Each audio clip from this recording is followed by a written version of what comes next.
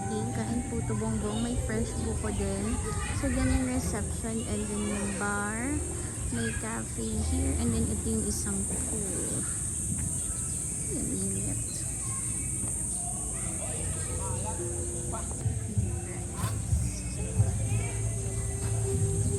We have Sandbox Cafe. Tapos meron din dun sa beach later daw 3 p.m. mag-open.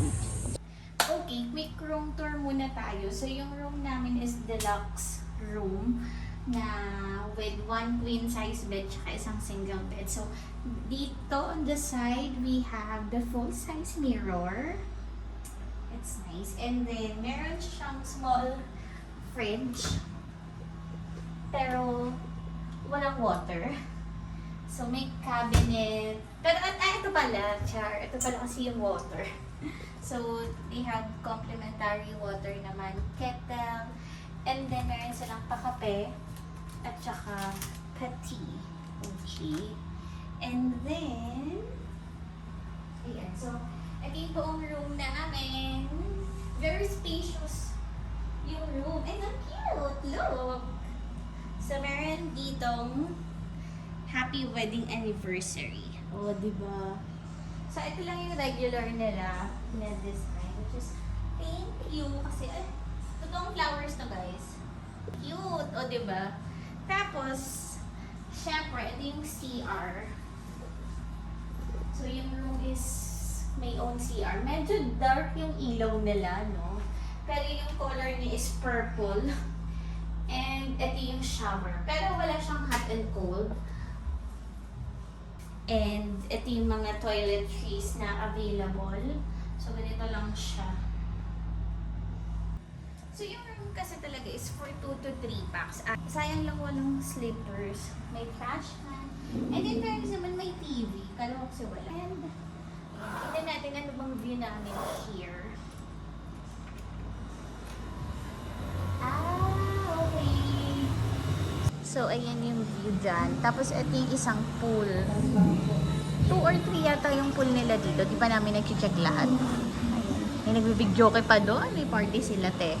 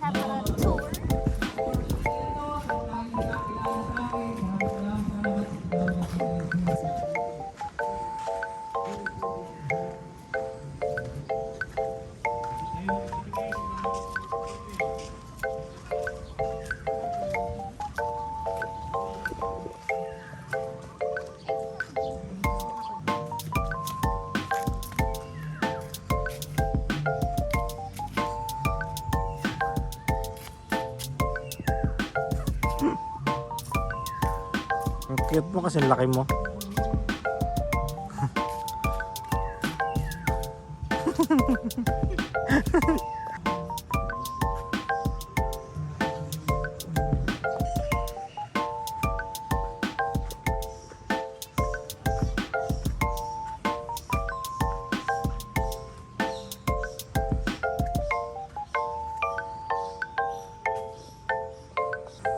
Meron silang camping ground, guys. May grilling station, washing area, and then nandun yung restaurant.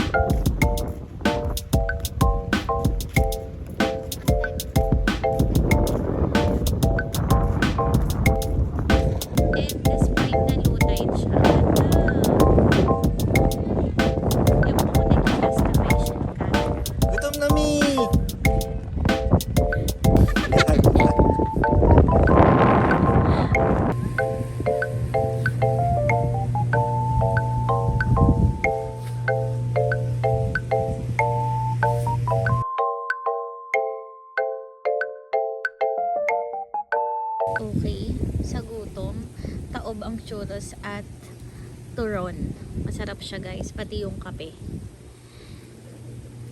Waiting ng sunset pero mukhang hindi siya magpapakita. Ayun, natatabunan siya ng clouds. Pero okay lang. Maganda pa rin naman ng view at ang vibe here.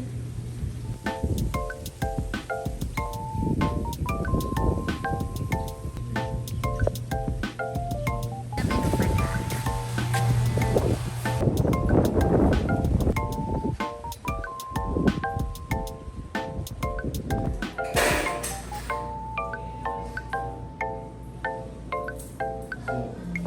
Mga paluto din pala. Ito, barbecue. Hotdog.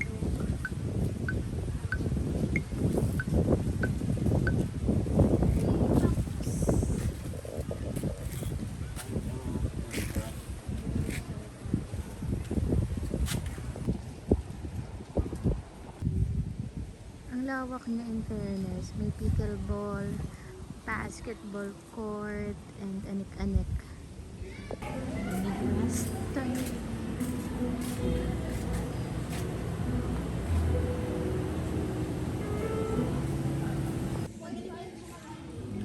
May pailaw na. Katabi niyan yung kids pool.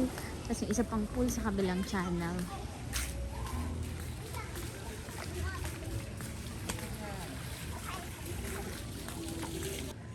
At dahil maggagabi na, mas maganda na siya. Kasi may mga pailaw na.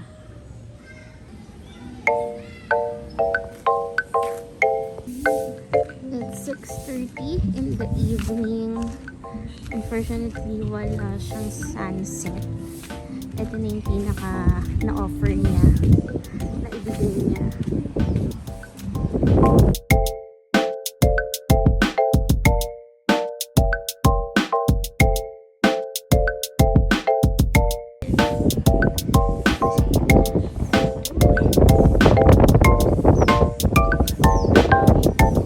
For our dinner, we have calamares, bangus, and ano itong binagoongan rice.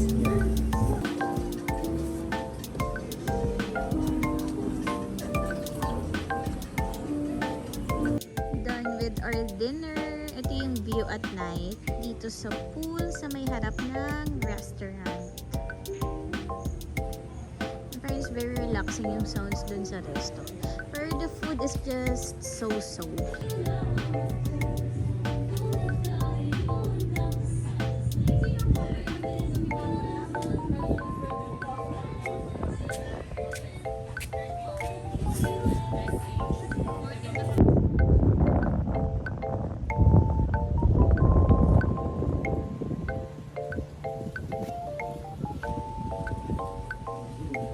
Relax na laging umigas.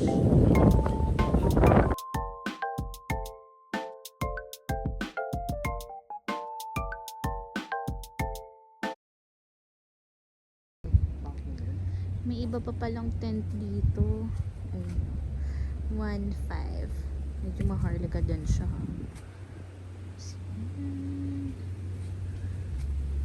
In fairness, ang laki talaga ng maiigutan dito guys. Sa 11 PM open yung restaurant saka yung cafe. So para din sa mga nag-iinom. Yung iba naman na gustong tumambay lang. Ang laki kasi yung space. So pwede kayong tumambay anywhere.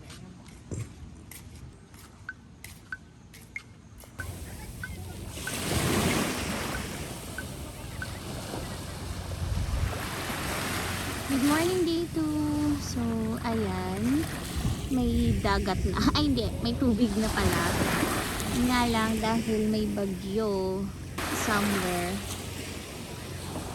Medyo makulimlim. Which is okay naman. At least hindi ka iitim. So, yung sand pala dito is expected to be gray. Hindi naman siya black.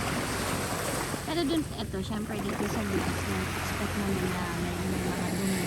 Pero yung dumi naman na galing din sa dagat. Mostly mga bato, tsaka yung mga grass.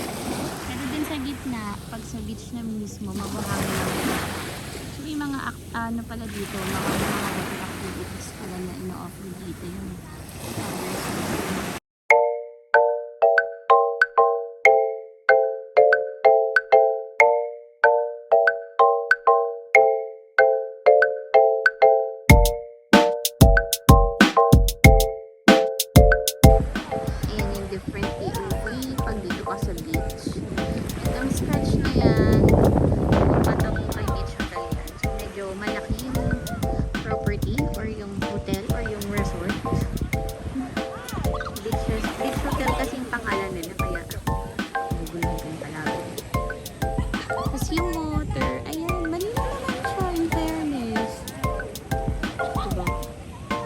dun sa gitna.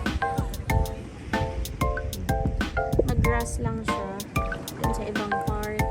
Pero malinaw naman siya. Tapos medyo dito sa malapit na area pa mababa. Pero doon, okay.